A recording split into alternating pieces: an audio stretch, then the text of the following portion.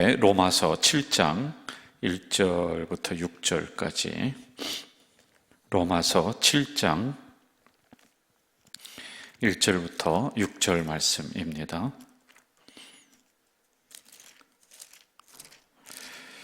우리 한 절씩 교독하도록 하겠습니다. 로마서 7장 1절에서 6절. 형제들아, 내가 법 아는 자들에게 말하노니 너희는 그 법이 사람이 살 동안만 그를 주관하는 줄 알지 못하느냐.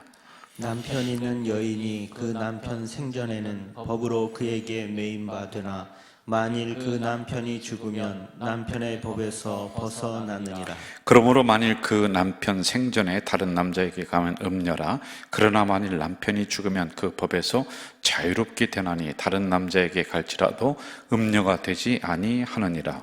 그러므로 내 형제들아, 너희도 그리스도의 몸으로 말미암아 율법에 대하여 죽임을 당하였으니 이는 다르니 곧 죽은 자 가운데서 살아나신 이에게 가서 우리가 하나님을 위하여 열매를 맺게 하려 함이라. 우리가 육신에 있을 때에는 율법으로 말미암는 죄의 정욕이 우리 지체 중에 역사하여 우리로 사망을 위하여 열매를 맺게 하였더니 이제는 우리가 얽매였던 것에 대하여 죽었으므로 율법에서 벗어났으니 이러므로 우리가 영의 새로운 것으로 섬길 것이요 율법 조문에 묵은 것으로 아니할지니라. 아멘. 여러분 반갑습니다. 우리 볼펜을 준비하시고 또 성경을 앞에 펴놓고 노트가 있으면 노트를 하나 또 옆에다 놓으시고요. 그리고 저와 함께 공부하면서 이 로마서를 강해를 또 말씀을 들어가도록 이렇게 하겠습니다.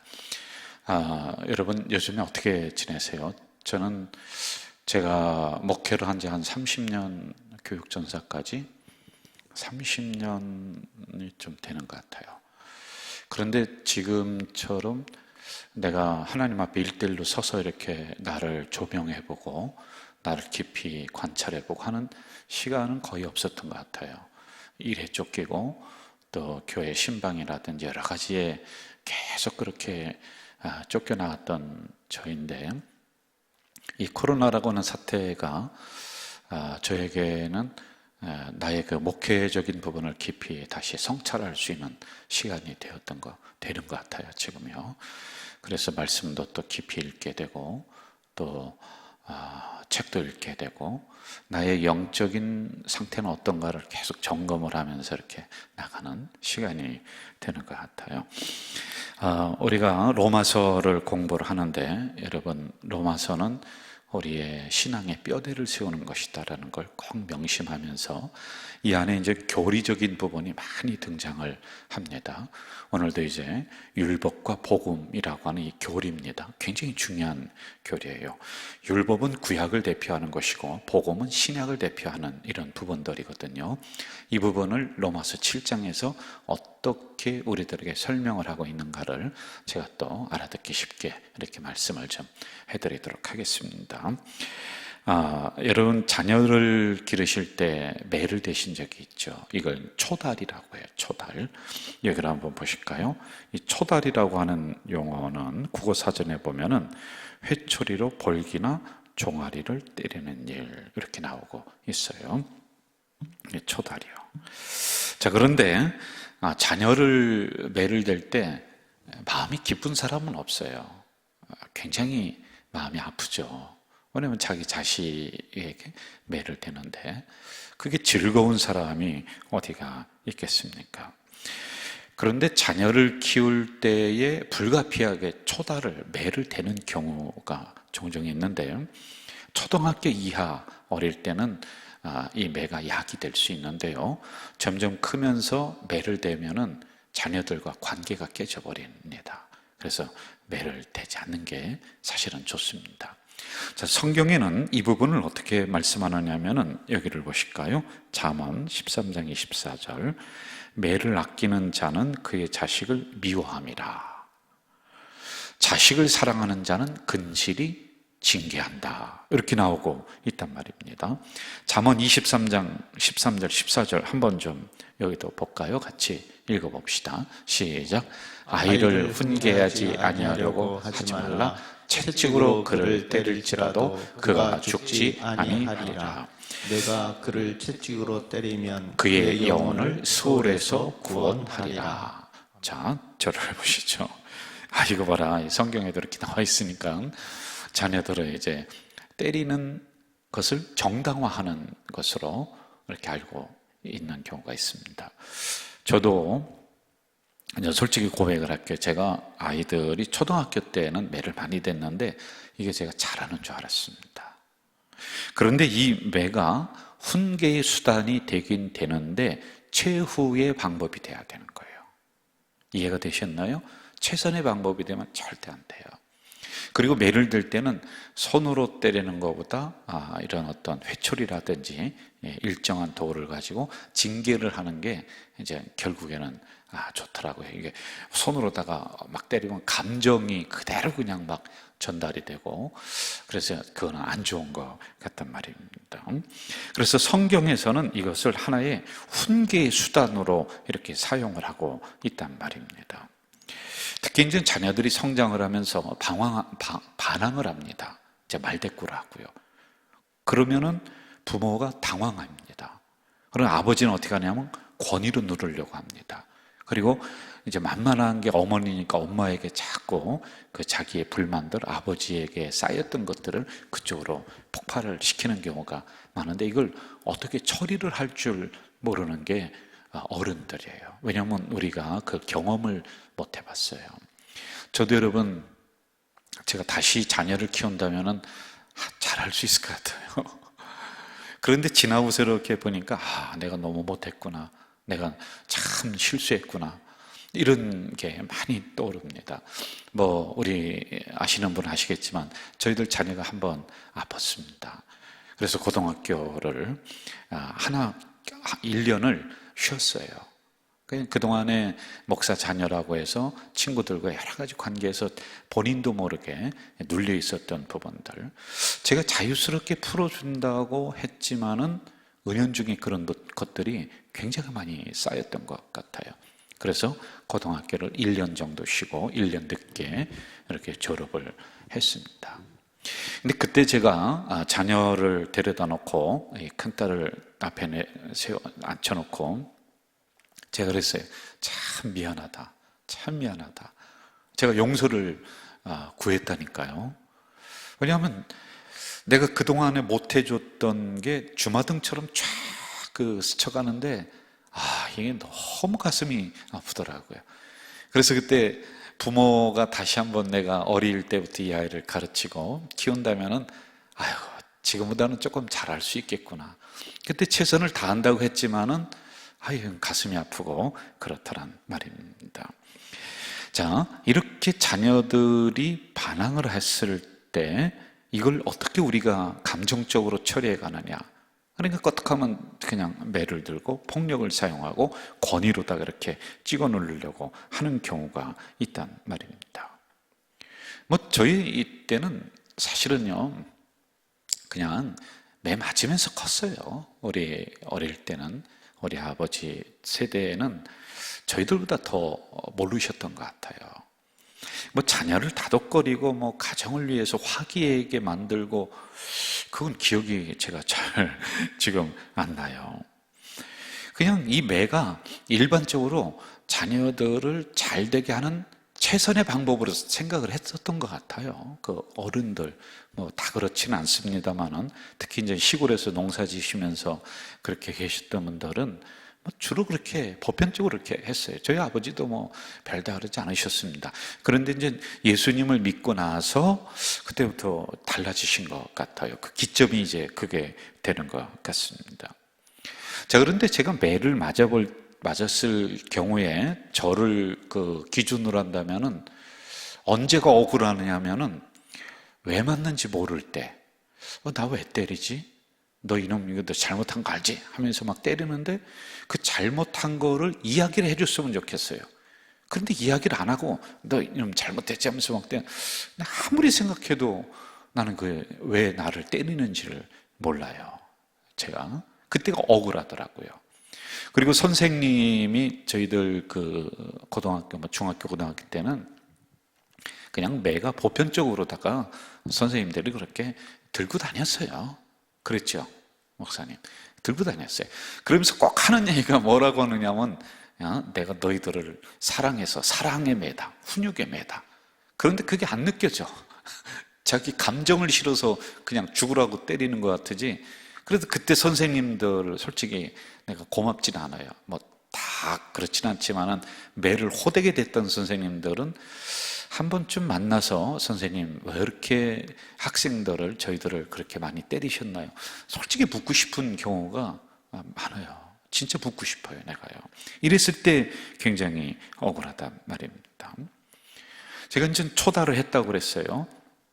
그런데 어느 시점에서는 매를 못 대겠더라고요. 그래, 안 됐습니다. 그리고는 회초리를 가져다가 이 매를 댈 때도요, 오자마자 그냥 막 후려 때리고 막 그냥 이놈의 새끼 하면서 막 때려버리고 그런 거 아니었어요. 이야기를 하고, 그리고 제가 탁탁탁 치기도 하고, 그러다가 이 아이가 잘 알아들으면 매를 안 댔어요. 이미 심리적으로 이 아이는 이미 많은 충격을 받았기 때문에 거기에 또 이 초달을 할 필요가 없다는 그런 생각이 제가 들었단 말이에요. 제 길을 가다 보면 어떤 어머니들은 아기를 막 밀치고 때리고 막 흔들고 그러는 어머니들이 있어요. 이게 어른들이 이게 습관이 돼서 손찌검을 하는 거예요, 이거는요. 여러분, 손찌검은 버릇입니다. 아주 안 좋은 버릇이거든요, 어른들이요. 그냥 애를 막 쥐어박고 거탁하면 막 때리고 하는 거, 이런 건 아주 안 좋은 나쁜 버릇이다라고 하는 거예요. 자, 여기를 보시죠. 그래서 성경에서 말씀하시는 초달은 마지막 사용할 최후의 방법이다. 한번 따라해 볼까요? 마지막 사용할 최후의 방법이다. 최후의 방법이다. 마지막으로 사용할 수 있는 최후의 방법이 초달이에요. 제가 이 말씀을 왜 드리냐면은 이제 우리가 본론으로 이렇게 들어갑니다. 하나님이 우리를 때리시는 거예요. 그런데 그냥 때리느냐는 거예요. 최후의 마지막 수단으로 이 고난이라고 하는 채찍을 가지고서 우리를 때리거든요. 그런데 이걸 우리가 오해하는 경우가 있단 말이에요. 하나님은 어떤 분이시냐라고 하는 이런 조사를 했는데 4가지 정도로다가 나왔어요. 이건 우리나라는 아닙니다. 저 미국에서 1721명을 대상으로 이렇게 설문조사를 했는데, 하나님은 어떤 분이시냐, 여기를 볼까요? 권위적인 하나님이다. 사람들이 잘못하면 엄격하게 징벌하시는 하나님이다. 이게 31%가 나왔습니다. 그리고 두 번째는 무관심한 하나님이다. 16%. 세 번째는 비판적인 하나님, 심판을 준비하고 있는 무서운 하나님. 24% 이렇게 나왔어요. 그리고 여기를 보세요. 자비로운 하나님은 23%. 전체적으로 77% 정도가 하나님은 심판을 준비하시고 계시고 매를 때리시고 고난을 주시는 무서운 하나님, 이렇게 이해를 하고 있는 거예요. 우리가 본능적으로 이렇게 이해를 하고 있는 거예요. 그런데 이게 우리나라 사람들도, 우리나라 기독교인들도 하나님 하면은 막 아버지 하면서 가서 응석 부리고 그런 게 아니에요. 왜냐하면 우리나라는 특히 더한 게 아버지에 대한 우리의 추억들이, 우리의 정서가 가서 막 끌어안고 아버지 하면서, 그게 아니에요. 엄격하신 분. 그런데 이 아버지, 육신의 아버지와 하나님 아버지가 동일시대거든요. 그래서 감정적으로, 우리가 감성적으로 하나님 하면은 약간 좀 떨어져 계신 분, 약간 어미하신 분, 무서운 분, 매를 대시는 분, 심판, 이런 쪽으로다가 더 많이 우리가 생각을 하고 있다라고 하는 겁니다. 자, 그런데 이러한 사고방식을 가지고 있는데 이제 우리 성도들이 주일에 옵니다. 주일에 오는데 주일의 말씀도 또 그런 쪽으로다가 계속 하는 거예요. 당신들 회개하십시오. 죄인입니다. 가슴을 막 찌르는 그 필요합니다. 그게 필요 없다는 게 아니에요. 새벽에 요즘 제가 설교하는 게 여러분들 막 가슴을 막 해치고 막 그러는 거 아니겠어요? 그것도 필요한 거예요. 그런데 이러한 하나님이라고 하는 어떤 감성을 내가 가지고 있는데 거기에 주일에 완전히 우리를 죄인으로다가 팍 묶어놔 버리는 거예요. 그래서 나는 회개하지 않으면 도저히 살아갈 수 없는 존재로 나를 그냥 꽉 묶어놔 버리는 게 이제 주일 설교가, 그런 설교들이 많이 있단 말입니다. 자, 그런데 가만히 한번 생각해 보자는 말이에요. 이러한 사고방식의 감정을 가지고 주일에 왔는데 말씀도 막 옴짝달싹 못하게 막 그냥 죽을 죄를 진 죄인으로 다 그렇게 취급을 하고 만들어 놨어요. 근데 아무리 생각해도 그렇게 죽을 죄는 진 것 같지는 않거든요. 잘못은 했죠. 간혹가다 뭐 일주일 동안 살면서 뭐 식구들과 좀 싸운 거, 욕한 거, 그렇죠? 좀 뭐 나쁜 생각 몇 번 했죠, 그렇죠? 그리고 뭐 신호도 좀 어겼잖아요, 그렇죠? 근데 요 정도 이게 그렇게 막 그냥 죄인이라고 하는 프레임을 팍 씌워서 옴짝달싹 못하게 해야 될 부분인가? 라고 하는 거예요. 진짜 도둑놈은 따로 있다니까요. 이건 아무것도 안 해요, 여러분들. 이 사회를 우리가 알고 더 깊숙이 들어가서 알고 보면 진짜 나쁜 놈들은 따로 있고 진짜 도둑놈은 따로 있고 진짜 죽일 놈들은 따로 있는데 거기에 비하면 나는 세 발의 피와 조족지혈이에요. 뭐 그냥 살아가면서 일반적으로 내가 이렇게 했었던 행동들 뭐 몇 가지, 안 그런가요? 여러분 큰 어디 가서 도둑질 해왔습니까? 뭐 사기 막 치고 막 그렇게 했어요? 안 그렇잖아요. 그런데 이렇게 우리를 해놓는단 말이에요. 자, 보세요. 죄를 지면은 기다렸다는 듯이 이놈의 자식 하면서 회초리를 가지고 후려때린다. 부모가 아니에요, 여러분. 자, 우리가 만약에 하나님이 무서운 하나님, 심판의 하나님인데 우리가 교회를 들어왔어요.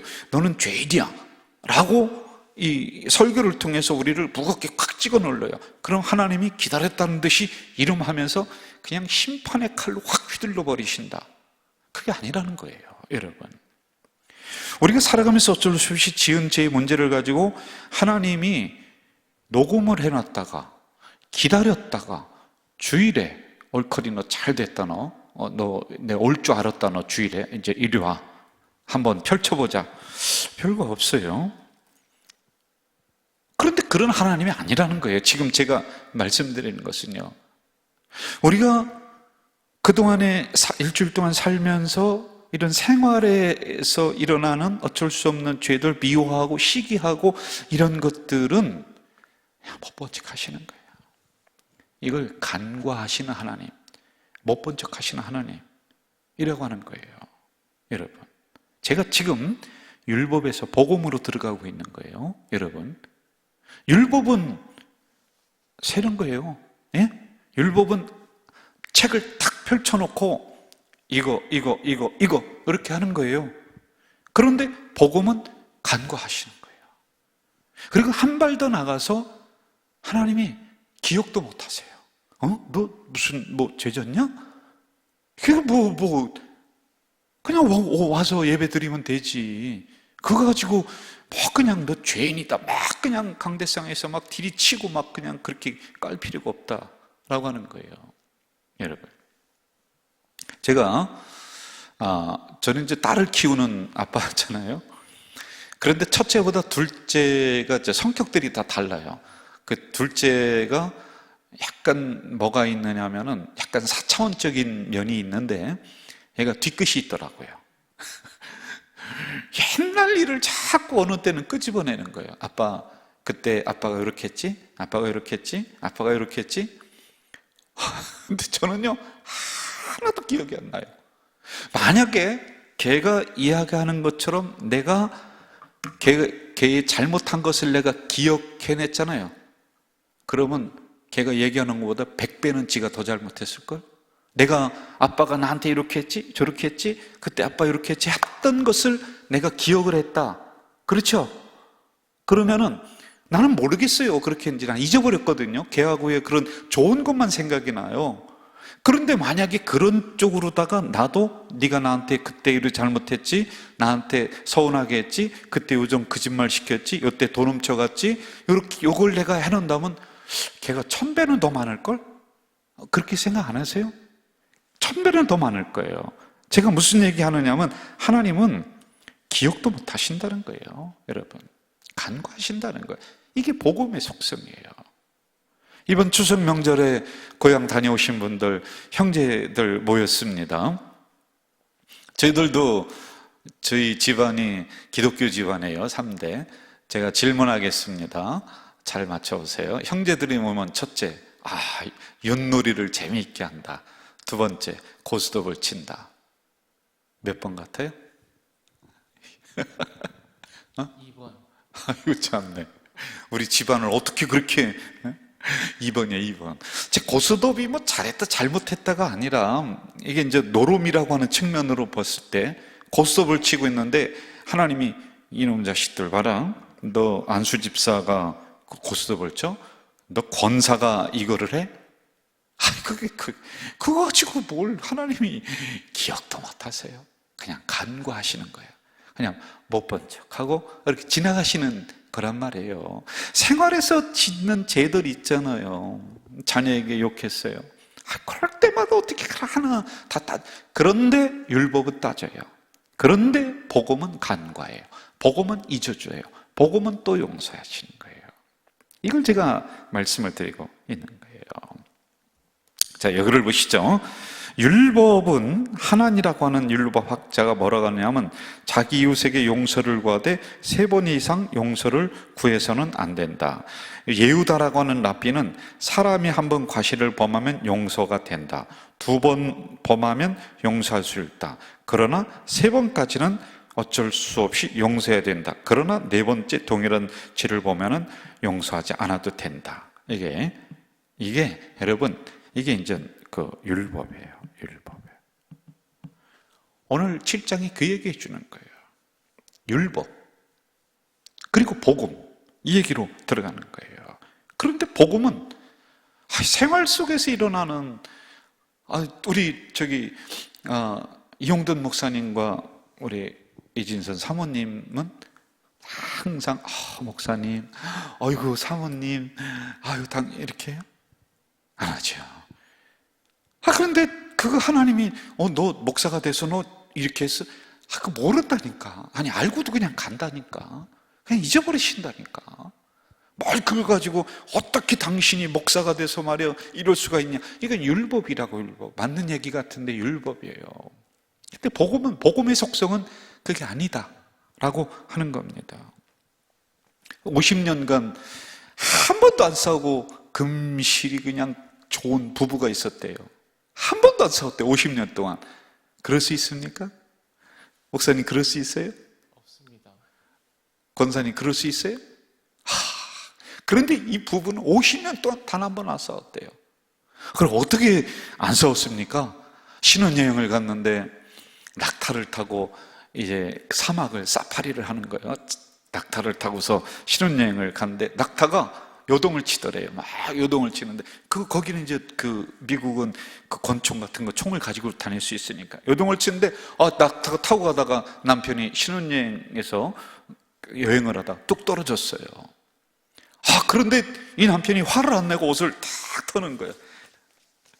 그러더니 낙타 앞에 가더니 웃으면서 한번 그러더래. 이 부인은 그거는 이제 한번 그런 생각 안 하고, 세상에 저런 남자가 어디 있나. 너무 내가 결혼 잘했다. 화를 내지도 않고 웃으면서 털으면서 그러는 거예요. 그래 이제 또 낙타에 타고 갑니다. 타고 가는데 또 낙타가 요동을 치니까 남편이 뚝 떨어졌어요. 이 부인이 있다. 큰일 났다. 우리 어떤 남자라도 이럴 때는 화를 내고 이거 큰일 났다. 막 긴장을 하고 있는데 옷을 털면서 환하게 웃으면서 낙타 앞에 가더니 2번 그러더래요. 나는 정말 결혼 잘했다. 세상에 저런 남자가 없다. 그리고 낙타가 타고서 또 가는 거예요. 그런데 낙타가 또 막 흔들다가 또 떨어졌어요. 근데 권총을 탁 빼더니 낙타를 빵 하고 쏴주기더래요. 부인이 또 깜짝 놀란 거야. 아니, 자기는 너무 멋진 신사고 너무 아량이 넓고 너무 친절하고 그런 남편인 줄 알았는데 당신 어떻게 그럴 수 있느냐고, 어떻게 이 짐승을 쏴 죽일 수 있느냐고. 그러자 남편이 부인 앞에서 환하게 웃으면서 한 번 그러더래요. 무슨 얘기인지도 몰라요. 그래서 싸움을 안 했다라고 하는 거예요. 자, 뭐냐? 율법은 세요. 한 번, 두 번 세는 거예요. 그러나 복음은 잊어버려요. 복음은 안 따져요. 이해가 되시죠? 이 얘기입니다. 그래서 예수님은 70번씩 7번이라도 용서해라, 이거거든요. 복음이 그겁니다. 자, 이 문제를 사도 바울은 본문에서 결혼 관계로 비유를 하고 있는 거예요. 이 문제를요. 자, 2절과 3절을 한번 좀 볼까요? 시작. 남편이 있는 여인이 그 남편 생전에는 법으로 그에게 매인 바 되나 만일 그 남편이 죽으면 그 남편의 법에서 벗어나느니라. 그러므로 만일 그 남편 생전에 다른 남자에게 가면 음녀라. 그러나 만일 남편이 죽으면 그 법에서 자유롭게 되나니 다른 남자에게 갈지라도 음녀가 되지 아니하느니라. 자, 이 여기 안에 기가 막힌 비밀이 있어요. 우리 김 목사님 사모님과 사랑하셔서 결혼했죠. 네. 지금도 사랑하고 있죠. 사랑하죠. 언제까지 사랑할 것 같아요? 계속요. 그래, 아주 대단해요. 한번 해보세요. 인간의 사랑은 변해요. 그렇죠? 거봐, 끄떡거리잖아요. 나도 그래요. 사람은, 인간의 사랑은 변할 수밖에 없는 게 사랑입니다. 자, 사랑해서 그렇게 결혼하고 다 했어요. 그런데 왜 이혼해요? 이혼이 3명 중에 1명이 이혼한답니다. 사랑 변하지 않는다며, 죽더라도 사랑한다며. 그런데 이혼의 그 이유를 들어보면은 성격차, 그리고 폭력, 이게 굉장히 많아요. 성격 차이가 상당히 많습니다. 그런데 성격도 이게 남자와 여자의 성격을 잘 구분하면서 우리가 배우면서 가면은 이게 공통 분모가 많고 서로 배려하는 측면이 일어날 수 있거든요.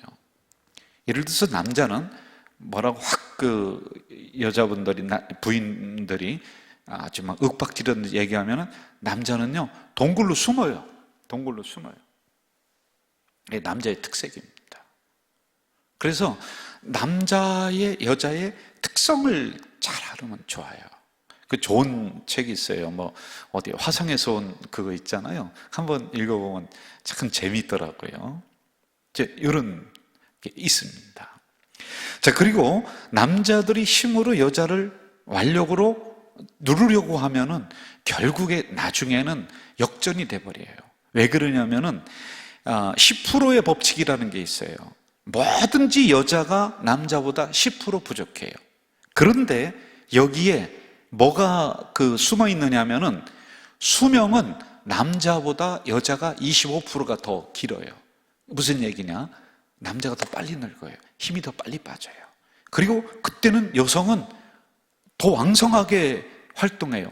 그래서 힘이 역전이 돼요. 그래서 나중에 남편이 구박받고 그냥 아주 힘들어지는 경우가 굉장히 많아요. 그래서 젊었을 때 잘해야 돼요. 한번 따라해 봅시다. 젊었을 때 잘하자. 젊었을 때 잘하자. 잘해야 돼요. 네. 결국에는 여성들이 참는 거라든지 또는 어떤 수명이라든지 이런 부분이 남자보다 훨씬 더 많아진다는 거예요. 힘은 약해요. 키도 작아요. 10%다 그렇다는 거예요. 그런데 반대되는 것들은 수명이 길고, 그리고 나중에는 완력이 거꾸로다가 바뀐다는 거예요. 여러분, 아돌프 베소울이라고 하는 사람은 이렇게 얘기했어요. 여기를 보실까요? 이 세상에서 가장 큰 힘은 여자다. 크리스찬 어머니가 가지고 있다. 한 국가 운명은 그 나라 여자들에 의해서 좌우된다. 특별히 여기를 보세요. 교회라는 말이 해 에클레시아라는데 여기서 해라고 하는 단어는 여성 관사예요. 그러므로 교회를 여성으로 보는 거예요. 칼빈은 교회를 어머니로 봤습니다. 어머니로. 교회를 어머니. 여러분, 제가 교회 요즘 많이 병들었잖아요. 그렇죠? 그런데 계속 그 부분을 제가 묵상을 하다가 이 단어가 떠오르더라고요. 병든 어머니도 내 어머니다. 병든 교회도 내 교회다. 이걸 어떻게든지 치유시켜 나가야지 된다. 뭐 다른 이야기입니다만 하여간 그 생각이 이렇게 들더라고요. 교회를 어머니로 봐요. 이처럼 여성이 대단해요. 존중해줘야 돼. 그런데 그 당시에는 여자들이 대우를 못 받았다는 거예요. 이때 당시에는요. 뭐 다 알고 있잖아요. 숫자에도 못 들어가고, 뭐 사람 취급도 못 받고, 뭐 이름도 없고, 그렇습니다. 그리고 이혼하는데 특별히 이혼하는데 어떤 법이 결정된 게 아니에요. 여자는 배제가 돼요. 그냥 남자가 볼 때 꼴 보기 싫다 그러면 이혼 사유가 되는 거예요. 그때 당시에 그랬습니다. 이혼 사유가 돼요. 밥을 못한다. 그것도 이혼 사유가 됩니다. 이런 당시의 상황이었어요. 자, 우리 여자 성도들에게 한번 물어볼게요. 여기 우리 두 분 계신데 구박하고 때리고 말 잘라 먹고 바람 피고 그런 남편이 좋습니까? 아니면은 이야기 끝까지 들어주고 가정적이고 정말 나를 아껴주고 사랑하고 배려해주고 자녀들도 잘 다독거리고 거기다가 돈도 잘 벌어오고 하는 남편이 좋습니까? 1번입니까? 2번입니까? 2번이지 뭐 고민할 거 뭐가 있습니까? 김 권사님 2번이죠. 그렇죠? 네. 자, 그러면은 폭력을 행사하는 남편에서 벗어나는 길, 너 이리 와. 또 밥을 하는데 이게 왜 3층 밥이야? 3층 밥을 했던 4층 밥을 했던 맛있게 먹어주는 남편이 좋은데 밥이 왜 꼬도밥이냐? 왜 지냐? 이 반찬은 이게 뭐냐? 집구석은 이게 왜 이렇게 했느냐? 너 하고 다니는 꼴이 그게 뭐냐? 너 씻지도 않고 말이야. 집안 청소도 안 하는 이따 하나 가지고 와서요. 너 또 펴놓고 하나 너 당신 이리 와. 앉아 있어봐. 여기 있어봐. 당신 이게 뭐야? 오늘 어디 갔다 왔어? 오늘 뭐 했어? 집구석이 이게 뭐야? 하나하나 따지는 남편. 이 남편 그거 어떻게 살아요? 못 사는 거야. 그런데 이런 남편에서 벗어나는 길이 있어요. 여자는 이혼을 못 해요. 요청이 안 돼요. 그럼 남편에서 벗어나는 길이 뭐냐? 하나, 그놈이 죽어야 돼. 그 남편이, 그 인간이 없어져야 돼. 그러면 나는 벗어날 수 있어. 남편이 휴서라고 해서 이혼 증서를 내밀지 않는 이상은 여자는 그냥 평생을 그렇게 하고 살아야 돼. 그런데 그런 악독한 남편에서 하나하나 따지는 남편에서 벗어나는 길은 그 남편이 죽는 길뿐이 없다라고 하는 거예요. 죽으면 자유롭게 돼요. 자, 3절을 보세요. 3절 읽어볼까요? 3절 시작. 그러므로 만일 그 남편 생전에 다른 남자에게 가면 음녀라. 그러나 만일 남편이 죽으면 그 법에서 자유롭게 되나니 다른 남자에게 갈지라도 음녀가 되지 아니하느니라. 여러분, 이게 무슨 뜻이냐면 율법은 못된 남편으로다가 지금 비유를 하고 있는 거예요. 율법은 당신 너 왜 이렇게 살았어? 일주일간 너 생활이 뭐 왜 이래? 요거 체크. 이게 무슨 이따위로 살아? 너 이거 성경도 아니까 이게 뭐 하는 짓이야? 너 말하는 것도 어째 그 모양이야. 다 체크해, 다 체크해. 숨을 못 쉬겠어요. 아주 못된 남편이에요. 그런데 거기서 벗어날 수가 없어. 저 인간이란 내가 어떻게 평생을 살아? 살 수가 없어요. 아주 죽겠어. 하루를 사는 게 지옥이란 말이에요. 지옥. 거기서 벗어나는 길이 뭐냐? 전 남편이 죽어야 돼. 율법이 죽어야 돼. 율법이 없어져야 돼. 율법이 없어져야 되는데 내가 그걸 없앨 수가 없네.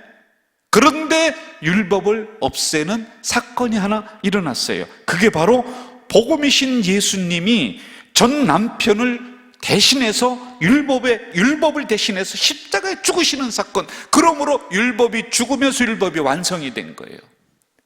이해가 되셨나요? 아멘 좀 해주세요. 아멘. 이 사건을 얘기하는 거예요. 너희들은 율법으로 살아갈 수가 없어. 맨날 그 남편이 못 살게 굴고 숨도 못 쉬게 만들어. 그런데 그 남편이 죽어야 돼. 그 죽음의 사건이 십자가의 사건이야. 십자가의 사건을 통해서 전 남편인 율법이 죽었어. 그리고 새 남편이 들어왔다는 거예요. 그게 복음이라는 거예요. 이걸 결혼 관계로 지금 설명을, 그 당시의 풍습으로 설명을 하고 있단 말입니다. 전 남편은 나를 고발했습니다. 너는 이런 인간이다. 너는 결혼했어도 너는 정말로 그 부인을 향해서 너는 밥도 못하고 밥버릇이나 되는 이 정도뿐이 안 되는 인간이야라고 나의 실존을 아주 짓밟아버렸어요. 사랑도 못 받았어요. 한 번도 생일 챙겨주지도 않아요. 한 번도 외식도 안 해요. 맨날 혼내기만 해요. 내가 저 인간하고 사느니 차라리 죽는 게 낫다라고 생각하는 그러한 상황이었어요.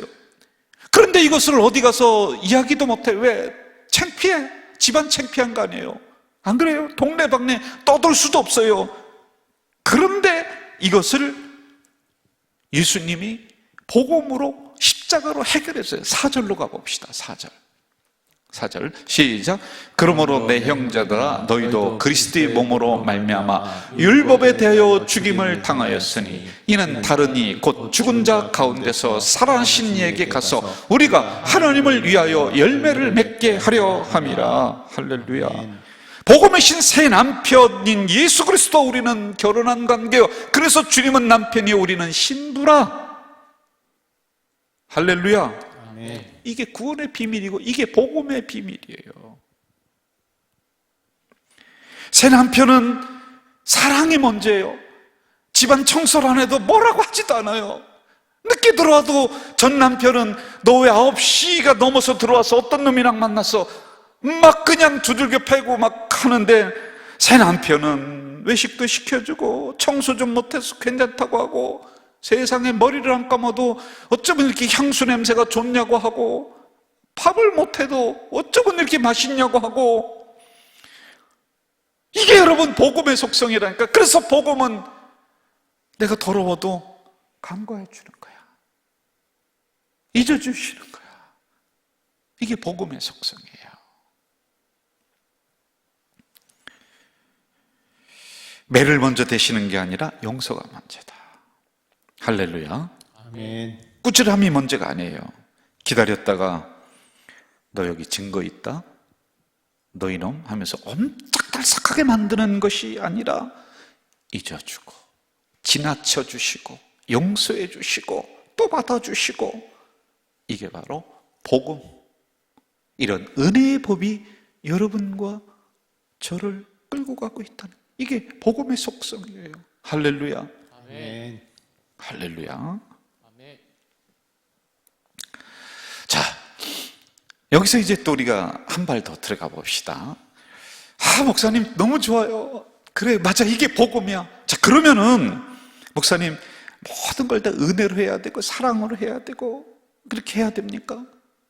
우리가 이제 막 함부로 해도 되겠네. 맨날 씻지 않고 맨날 그냥 청소도 안 하고 뭐 그렇게 해도 되겠네요. 여러분, 복음이 먼저고 은혜가 먼저예요. 이게 대전제가 돼야지 됩니다. 그런데 그것을 더 빛나게 하기 위해서 공의와 정의와 이런 율법의 통제가 필요하다는 거예요. 예? 이해가 되셨나요? 우리가 아프면 병원 가요. 병원 좋은 거예요, 나쁜 거예요? 병원. 좋습니다. 좋죠. 우리 치료해주고. 그렇죠. 그런데 병원이 있는 게 좋아요, 없는 게 좋아요? 그러면요. 있는 게 좋습니다. 왜? 치료해 주니까. 그러면 아픈 게 좋아요, 안 아픈 게 좋아요? 안 아픈 게 좋아. 예? 안 아픈. 대답 좀 해봐요. 아픈 게 좋아요, 안 아픈 게 좋아요? 그럼 아파서 병원 가는 게 좋아요? 아니면은 안 아파서 병원 안 가는 게 좋아요? 안 아파서 그럼 병원이 이 세상에 있는 게 좋아요, 없는 게 좋아요? 없는 게 좋아. 없는 게 좋지. 어쩔 수 없이 가는 거 아닙니까? 병원에 뭐 무슨 휴가 갑니까? 아프니까 가잖아요. 안 아프면 안 가잖아요. 그렇죠? 병원은 아프니까 어쩔 수 없이 생긴 거야. 예? 이게 병원이 없으면 더 좋아. 내가 안 아파서 병원에 안 가면 더 좋은 거예요. 그렇죠? 자, 또 하나 물어볼게요. 여러분, 법이 있는 게 좋아요, 없는 게 좋아요? 없는 게 좋아. 없는 게 좋습니다. 법이 추구하는 게 뭔지 아세요? 법이 없는 세상을 추구한다니까요. 예? 이해가 되세요? 그게 안 되니까 지금 법이 있는 거란 말입니다. 자, 무슨 얘기냐면은 법보다는 은혜와 사랑이 우선돼야 한다는 거예요. 그게 더 소중한 거예요. 그런데 이게 잘 안 되니까 법이, 병원이 그때 필요한 거란 말입니다. 예? 복음은 고난을 주어도 우리가 좀 잘못했어도 우리가 더 잘되게 하실 목적으로 하나님이 우리를 어려움을 주시는 거지. 너 아예 가서 죽어라. 너 아예 가서 너는 인생 거기서 종쳐라.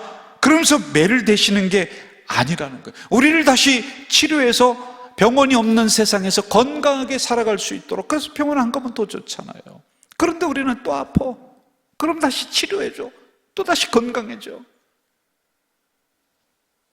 혹시 여러분, 복음 되시는 우리 주님이 지금 여러분을 주장하고 있다면은 여러분이 가지고 있는 삶의 여러 가지 죄들, 그리고 무거운 그 마음의 짐들, 이걸 주님은 이미 다 용서하셨어요.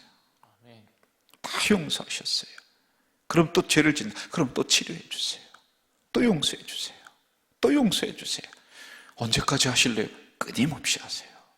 여러분이 다시 돌아오기만 한다면 끊임없이 우리를 용서해 주시고 받아주시는 분이 바로 주님이시다.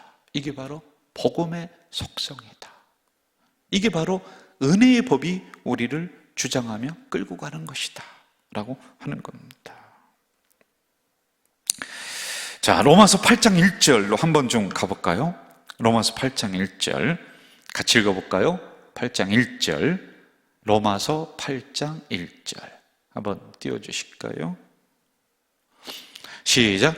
그러므로 이제 그리스도 예수 안에 있는 자에게는 결코 정죄함이 없나니 이는 그리스도 예수 안에 있는 2절까지 이는 그리스도 예수 안에 있는 생명의 성령의 법이 죄와 사망의 법에서 너를 해방하였음이라. 할렐루야.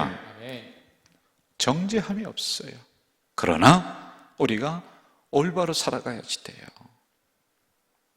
그러므로 여러분, 금방은 되지 않겠지만은 두 가지로 우리가 행동을 하면 좋습니다. 첫째, 여기를 보실까요? 복음으로 당당하게 살아가기 따라합시다. 복음으로 당당하게 살아가자. 당당하게 살아가자. 주님이 정죄 안 하고 복음이 정죄 안 하는데, 잊어줬는데, 간구하셨는데, 그래서 여러분 맨날 죄인인 듯이 이렇게 하지 말고 어깨 피고 당당하게 복음이신 예수 그리스도가 나를 정죄하지 않는데, 그렇다고 일부러 죄 지는 거 아니지 않습니까? 진짜 도둑놈들은 따로 있는데 그 작은 죄들 못 본 척 하시는데, 우리가 올바르게 더 살아가려고 노력하면 더 되지 않습니까? 그래서 여러분 복음으로 당당하게 살아가십시오. 스바냐 3장 16절 이렇게 말씀합니다. 시작. 그날에 사람이 예루살렘에 이르기를 두려워하지 말라. 시온아 내 손을 늘어뜨리지 말라. 할렐루야. 아멘. 복음이 여러분들을 주장하고 있다면 손 늘어뜨리지 말고 손 번쩍 올리면서 자신 있게 살아가는 우리 성도들 되시길 주의 이름으로 축원합니다. 주의 이름으로 축원합니다. 아멘. 그리고 두 번째 여기를 보실까요? 상속자로 살아가야 된다. 시작. 상속자로 살아가야 된다. 로마서 8장 17절 봅시다. 17절 시작. 자녀이면 또한 상속자 곧 하나님의 상속자요 그리스도와 함께한 상속자니 우리가 그와 함께 영광을 받게 하여 고난도 함께 받아야 할 것이니라. 할렐루야. 아멘. 복음을 가지고 당당하게 살아가요. 그리고 두 번째, 상속자로 우리가 살아가야지만이 됩니다. 그러나 우리는 자꾸 넘어진다고 그랬지. 그러므로 빌립보서 1장 27절 여기를 시작. 오직 너희는 그리스도의 복음에 합당하게 생활하라. 여기까지요. 합당하게 생활하도록 노력하십시오.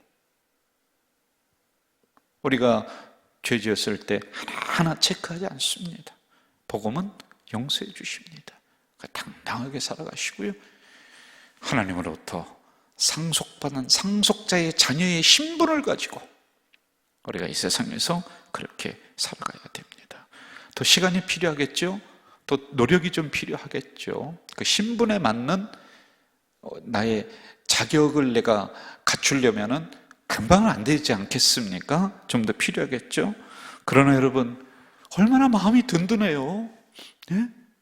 상속자이시고 하나님이 지금은 복음으로다가 전 남편 죽고 새로운 남편인 예수 그리스도가 나의 남편이 되어서 내가 신부가 되어서 얼마나 감사합니까? 아직 다 그냥 거기에 자격에 맞는 신분에 맞는 자격은 내가 못 갖추었다 할지라도 얼마나 마음이 기쁘고 든든해요. 그 하나하나 갖춰 나가면 되잖아요. 그렇죠? 네? 복음에 합당하게 살아가는 우리가 조금씩 더 이렇게 좀 되면은 더 좋을 것 같아요. 그래서 복음에 합당한 예배자, 합당한 기도자, 말씀에 합당한 사람으로 조금씩 더 해나가는, 진보해 나가는, 그리고 성화되어 나가는 우리 공동체가 되기를 주 이름으로 축원합니다. 잘 안 된다고 실망하지 마세요. 여러분, 다시 원상태로 내가 돌아갔네. 그런데 그게 아니에요. 복음이신 예수 그리스도는 나의 죄를 다 잊어주시고 다시 시작할 수 있도록 우리의 손을 번쩍 들어주실 줄로 믿습니다. 아멘. 여러분, 이 시간에 우리 찬양하고 기도하는 시간을 좀 가질까요?